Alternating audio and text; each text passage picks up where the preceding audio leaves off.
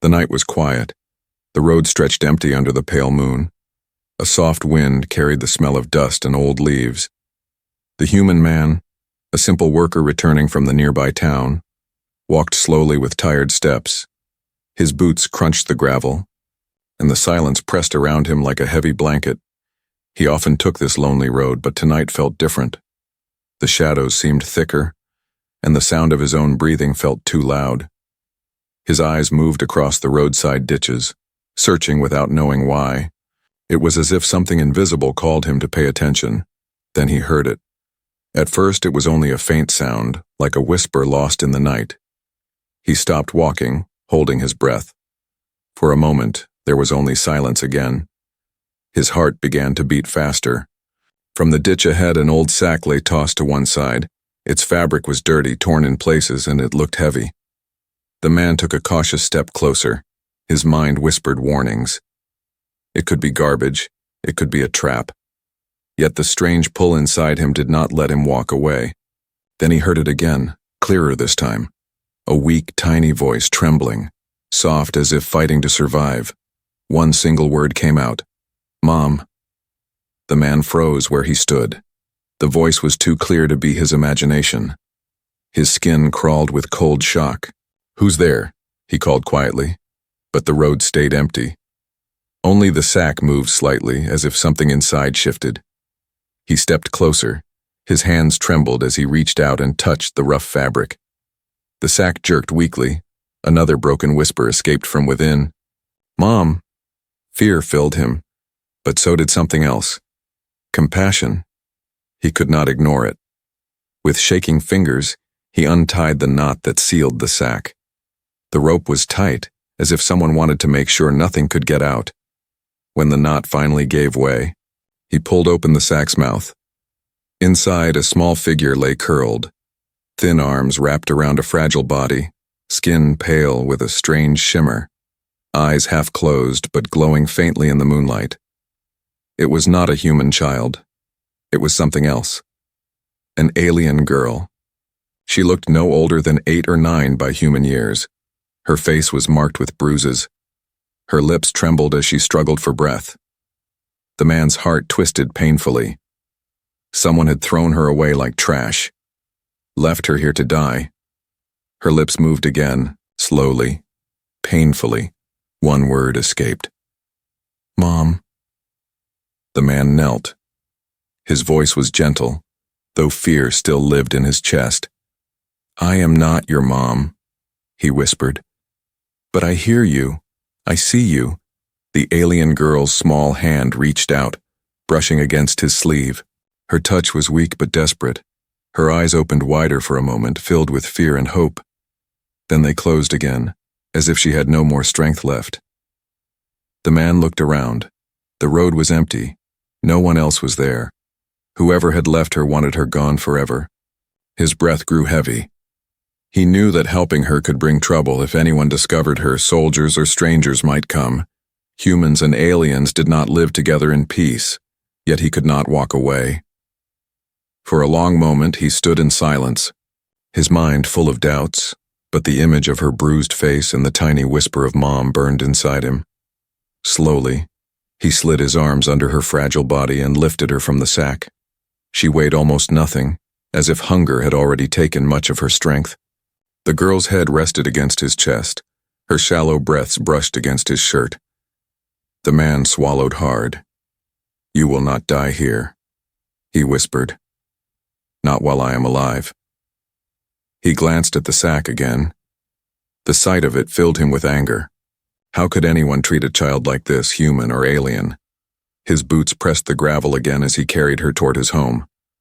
Each step felt heavy, not because of her weight, but because of the unknown future. Behind him, the old sack lay abandoned on the roadside, silent again.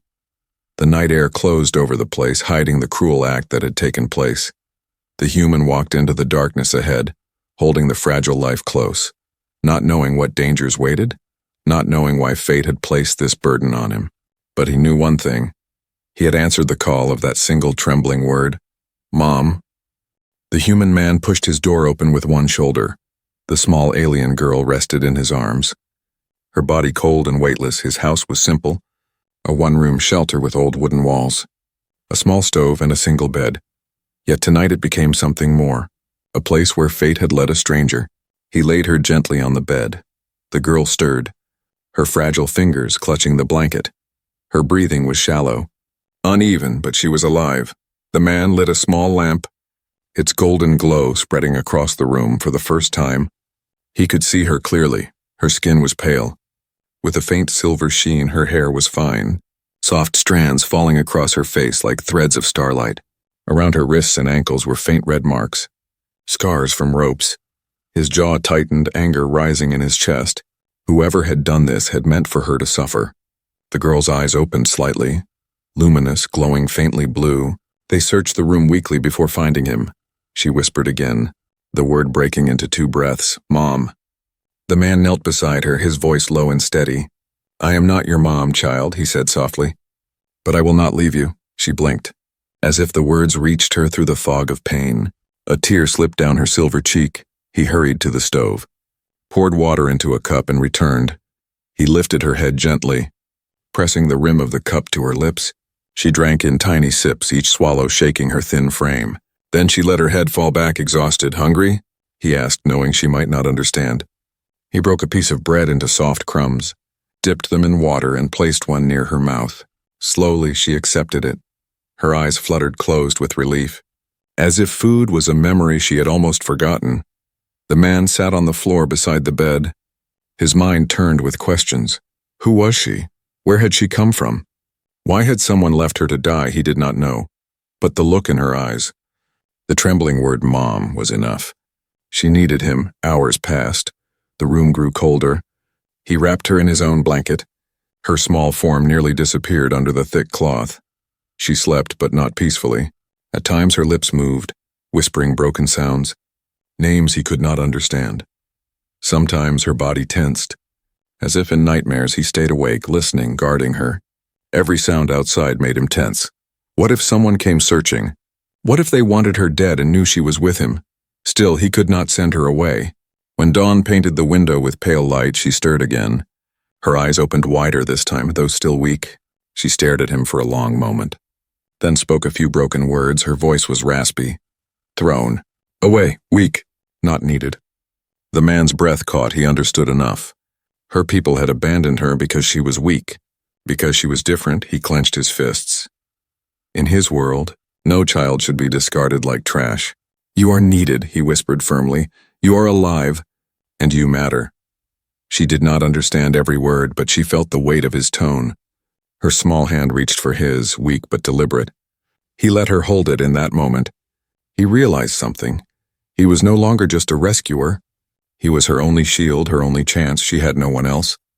Her silent plea was not only for a mother she lost, it was for life itself. The girl's eyes closed again, but her fingers did not release his hand. She held it as if it was the only thing keeping her tethered to this world.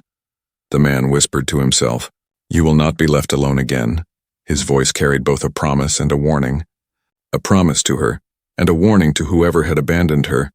That day he worked quietly around the house, always returning to check on her. He cooked soup, fed her in small spoonfuls, cleaned her bruises with gentle care. Each time she opened her eyes, they grew softer, less afraid. As the sun set, he realized something else. His life had changed forever. He had not chosen this path, but now he could not walk back. He looked at the fragile alien girl wrapped in his blanket and knew he would fight the whole world if needed. Because her silent plea was no longer only her own. It was now his burden, his mission, his humanity. The night fell again. Outside, unseen eyes might already be searching. But inside, within his small home, the alien girl was no longer abandoned. She had found someone who heard her plea. And for the first time since he found her, the human man was not afraid of what tomorrow might bring. The morning light entered through the cracks of the wooden window. The man sat by the table, carving a piece of wood with his knife. His eyes often turned toward the bed where the alien girl lay. She was still, but her chest rose and fell slowly. Her breath sounded more steady than before. He had given her water, fed her tiny bits of soup, and cleaned her bruises. Now she looked less like a dying child and more like someone clinging to life. Still, she was not human.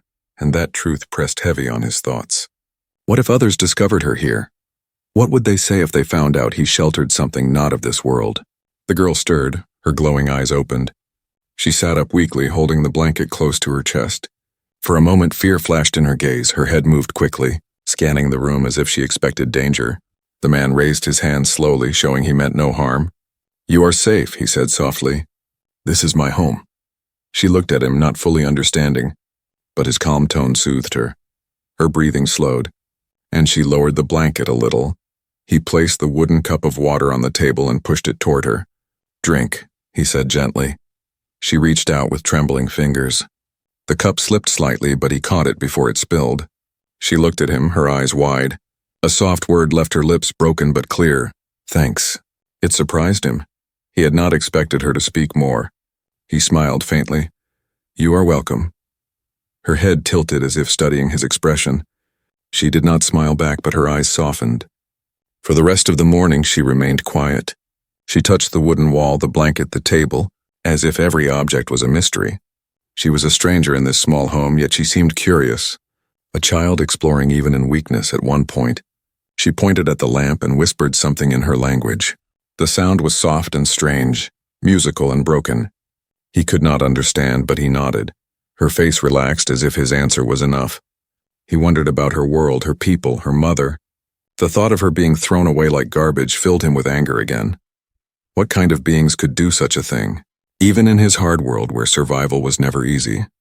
No child was left to die later. As he worked near the stove, he felt her eyes on him. She watched each movement, how he cut the vegetables, how he stirred the pot. Her gaze was sharp, hungry for understanding. Finally, she whispered another word. "Cook." The man turned to her, surprised again. He nodded, "Yes, cook," and pointed to the pot. She repeated, "Cook." Her voice was weak but steadier than before. He felt something stir in his chest. She was learning, trying, reaching across the wall of language. When the soup was ready, he poured some into a small bowl and gave it to her. She ate slowly, carefully. Her hand shook less than yesterday. Each spoonful seemed to give her strength. She glanced at him between bites as if waiting for his reaction. "You will be strong again," he said quietly. She did not understand all the words, but she heard the warmth in his tone. She lowered her gaze, and for the first time since he found her, her lips curved faintly. It was not a full smile, but it was enough to make him feel he had done something right. That evening, after she rested again, she whispered broken words, her voice low, almost like a confession. "They no want me weak. No use." The man's chest tightened. He sat on the floor beside her bed, looking into her glowing eyes. "You are not useless," he said firmly. "You are alive, and that is enough." She blinked, confusion mixing with hope. Her small hand reached toward him. He hesitated only a moment before taking it. Her fingers curled around his, fragile yet full of trust. She looked at him with those luminous eyes and whispered the word that haunted him since the night he found her. "Mom." This time he did not correct her. He only held her hand tighter. Something had shifted between them. She was no longer just a stranger in his home. She was becoming something else, something he could not yet name. The night grew quiet. The outside world did not know of the secret lying under his roof. The girl closed her eyes again, her breathing calm. The man sat beside her, guarding her sleep, his thoughts heavy, but his heart steady. He knew danger would come. He knew the world would not forgive easily. Yet for now, in this fragile silence, the stranger in his home was no longer abandoned. She was his responsibility, his burden, and perhaps his gift. And as the fire burned low, the human whispered to the night, "You will never be alone again." The night returned, darker than the last. The small house stood alone under the stars, silent except for the soft crackle of fire in the stove. The man sat by the window, staring into the shadows beyond the trees. He could not shake the feeling that someone was out there. Watching behind him, the alien girl slept on his bed. Her breathing was calm, her body warmer now under the blankets. She had eaten well, spoken a few words, even looked at him with trust. Yet the sound of her broken whisper, "They don't want me," still echoed in his mind. The wind blew, carrying strange sounds across the empty land. The man frowned, gripping the handle of his knife. He told himself it was only animals, but his gut whispered otherwise. He had been a traveler for many years. He knew when the night carried more than wind. Suddenly the girl stirred. Her glowing eyes opened wide. She sat up, trembling. Her small voice cracked through the silence. Near. The man froze. His blood turned cold. He moved to her side, kneeling close. Who is near? He whispered. She raised a shaking finger toward the window, her eyes filled with fear. Hunters. He pulled the blanket around her and whispered back. Stay quiet. His heart pounded as he walked to the window again. The forest edge seemed still. Yet he felt the pressure of eyes in the dark. Moments later, faint lights flickered among the trees. Shadows moved, not human shadows, taller, sharper, carrying weapons that glowed faintly blue. His jaw tightened. The girl had been right. They had come. He hurried back to her, his voice urgent but calm. You must hide. He lifted her gently, carried her across the room, and opened the small trapdoor in the floor. Beneath it was a shallow cellar where he stored tools and food. He lowered her down carefully, placing a thick blanket inside. Her small hand clutched his sleeve. Her glowing eyes begged him not to leave. Mom, she whispered. The word cracked his heart. He pressed her hand softly. I will protect you, he said firmly. Then he closed the trapdoor, covering it with a rug and a wooden chest. He stood in silence, every muscle tight. The lights outside grew closer. Shadows shifted across the ground near his home. Voices carried in the alien tongue, low and sharp. Though he could not understand the words, he knew the tone. They were searching. The man took a deep breath. His house was small. His weapons nothing compared to theirs. Yet he would not let them take her. He gripped the knife tighter, ready to defend if they entered. Then came a knock on the door.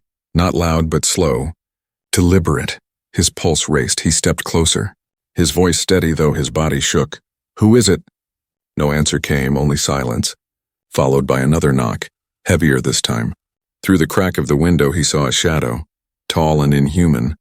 A pair of glowing eyes stared back. His breath caught. The hunters knew she was near. He spoke louder now, his voice hard. This is my home. The shadow shifted but did not leave. Instead a voice answered, cold and echoing. Return what does not belong to you. The man clenched his jaw. He knew they spoke of the girl, but he said nothing.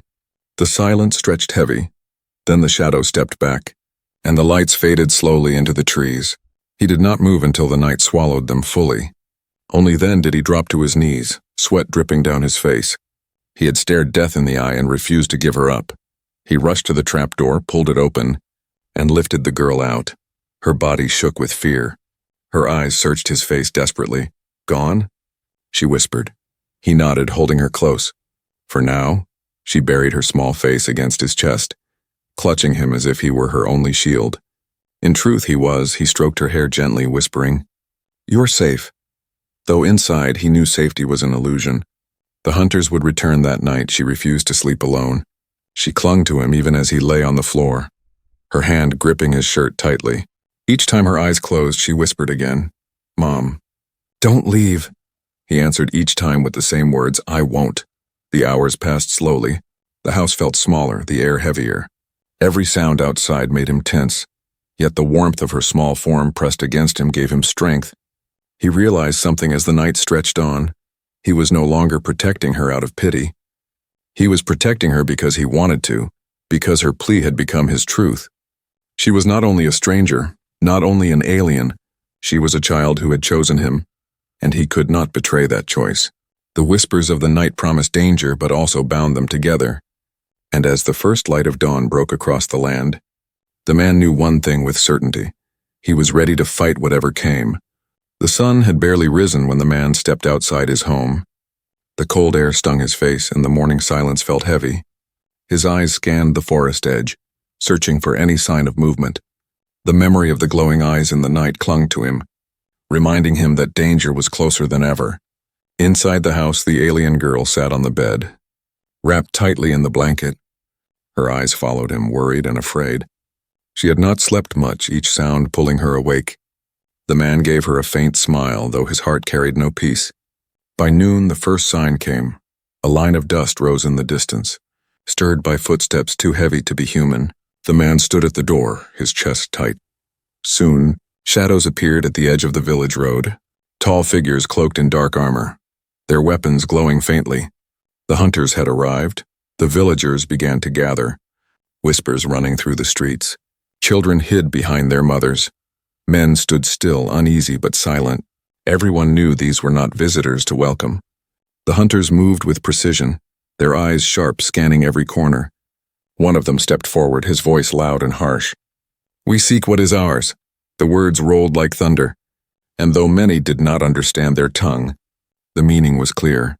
The man stood still at the edge of the crowd. His fists clenched, he knew who they sought. The small girl hiding in his home. The hunters were not here for trade. Not for peace, they had come for her. Another hunter raised a small device. It glowed, pulsing faintly as if sniffing the air. The alien girl inside the house felt the vibration through her skin. She pressed her hands over her ears, trembling, whispering again and again, "Mom, Mom." The man heard her faint cry even from a distance. It struck him like a blade. He turned to the villagers, hoping they would stay quiet. But fear made tongues loose. One voice muttered, "Perhaps they seek a runaway." Another whispered, "Maybe it is near here." The leader of the hunters stepped closer to the crowd. "A small one," he said coldly, "abandoned, weak, but ours to finish." His words made the man's stomach twist. They were not only searching, they were here to end her life. For a moment he thought of denying it, pretending he knew nothing, but then he imagined her glowing eyes, her fragile hand holding his sleeve, whispering that one word. He could not betray that trust. When the hunters began to move toward the houses, he stepped forward, his voice firm though his heart thundered. "There is no one for you here." The hunters stopped. Their eyes turned on him. A silence spread across the villagers. The leader tilted his head, studying the human. "You speak boldly," he said. "Why?" The man met his gaze. "Because no child deserves death," he answered. His words were simple, but they carried weight. The villagers gasped softly. Fear flickered across their faces. The leader of the hunters let out a low growl. "The weak are discarded, the strong survive. That is our way." His weapon glowed brighter. "Do not stand between us and what must be done." The man's jaw tightened. He remembered the girl's voice, the warmth of her small hand, the trust in her eyes. He would not step aside. He raised his knife, small compared to their weapons, but steady in his grip. "Then you will have to go through me," he said. Gasps rose from the villagers. They had never seen one of their own stand against such beings. The hunters shifted, their armor glinting. The leader narrowed his eyes. "You choose death for yourself." The alien girl, hidden inside the house, pressed against the wall, tears in her glowing eyes. She could hear the voices outside. She could feel the fear in the air, yet her lips moved, whispering again, "Mom, please." The man heard her voice faintly, and it filled him with fire. His fear did not vanish, but it no longer ruled him. He stood taller, his knife gleaming in the light. The hunters spread out, forming a line. Their weapons hummed with energy. The villagers backed away. Some turned and ran, afraid of what would happen next. The air grew tense, heavy, as if the earth itself waited for the first strike. But the man did not move. His feet were rooted in the ground, his eyes locked on the hunters. He was only one human, untrained, unequipped. Yet at that moment he was something more. He was a shield for a child who had no one else. The leader of the hunters lowered his weapon slightly, studying him again. "Strange human," he said coldly. "Why risk all for one that is not your blood, not your kind?" The man's answer came without hesitation. "Because she called for help, and I answered." Silence followed. Even the hunters seemed to pause for the first time. Uncertainty flickered across their faces. The leader's eyes narrowed, then hardened again. "You will regret this," he hissed. His hand rose, weapon ready. The man braced himself. Every muscle tight, his heart pounded, but his will did not break. The hunters had arrived, and he was ready. The air was heavy with silence. The hunters stood like statues, their glowing weapons aimed. The villagers had scattered to their homes, leaving the man alone in the street. Behind him, his small house sat quiet, but inside it the alien girl trembled, whispering the same word again and again. "Mom." The leader of the hunters stepped closer. His tall shadow stretched across the dirt road. His voice was low, sharp like a blade. "Give her to us, human, and you may live. Protecting her will bring only your death." The man gripped the knife tighter. His palms were wet with sweat, yet his hand did not shake. He looked straight into the glowing eyes of the hunter. "I cannot," he said. His voice was not loud, but it carried a weight that echoed in the empty street. The hunter tilted his head. studying him as if he could not understand. "Why?" he asked. "She is weak, she is nothing. She was thrown away by her own blood, discarded as useless. Why risk your life for what even her kind has rejected?" The man's chest tightened. He remembered the sack on the road, the faint whisper in the night, the tiny hand gripping his sleeve. He thought of the way she looked at him, fragile but filled with desperate hope. He took a breath. Because she is alive, because she called for help, because no child deserves to die like that. The hunter's eyes glowed brighter. "You are a fool," he said coldly. "Your own kind would not risk themselves for such weakness. Yet you, a human, defy us. You cannot win." The man knew those words were true. He could not fight their weapons, not alone. But winning was not the question. It was about choosing. Choosing whether to protect or abandon. Choosing whether to be human or to be silent. He glanced toward his house. He could almost see her small glowing eyes through the wooden walls, waiting for him, trusting him. The choice burned in his chest, and the answer was already carved deep inside. He turned back to the hunters, his voice steady. "If you want her, you will have to go through me." The hunters raised their weapons. Blue light shimmered in the air. The man stood firm, the knife small in his hand, but his stance unbroken. Then something unexpected happened. The villagers, who had hidden in fear, began to peek from their windows. One by one, faces appeared. A farmer stepped into the street, then another man, then a woman with her child. Their eyes were wide with fear, but also with something else. Respect. They had seen the human stand alone against the hunters, and his courage stirred something inside them. The farmer lifted a wooden staff. Another man held a rusted axe. A murmur spread through the crowd. "He is right, a child should not be killed, even if she is not ours."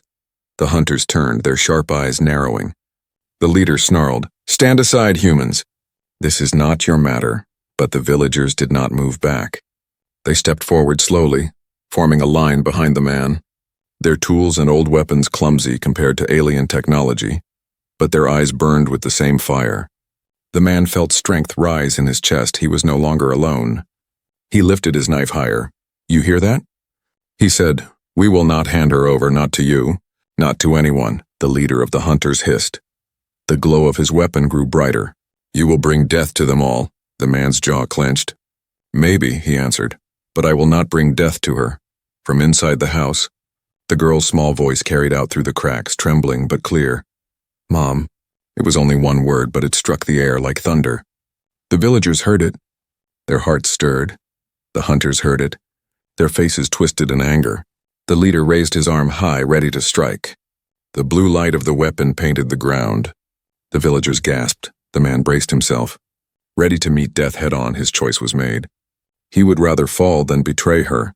But in that frozen moment, the hunters hesitated. The leader's weapon hummed, but his eyes narrowed. The word "mom" echoed in his ears, strange and powerful. Something about it unsettled him. Perhaps it was because no human had ever stood against them before.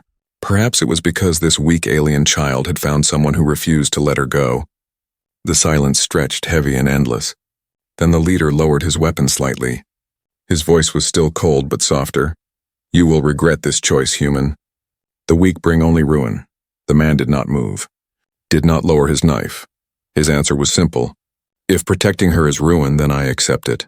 The hunters stepped back slowly, their glowing eyes lingering on him. Their leader gave one last glare before turning toward the forest. "This is not over," he said.